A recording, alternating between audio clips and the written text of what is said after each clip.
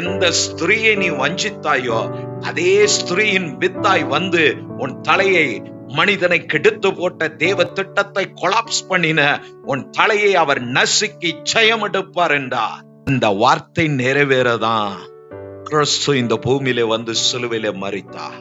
அவருடைய மரணம் தான் பிசாசின் தலையை நசுக்கி பிசாசின் கிரியைகளை அழித்து மனிதர்களாம் விசுவாசிக்கிற உங்களையும் என்னையும் விடுதலையாக்கி இருக்கிறார். விடுதலையாக்கினது மாத்திரமல்ல, அவர் எப்படி அதிகாரத்துக்குரியவராய் இருந்தாரோ அப்படிப்பட்ட அதிகாரத்துக்குரியவர்களாய் கர்த்தர் உங்களை நியமித்திருக்கிறார்.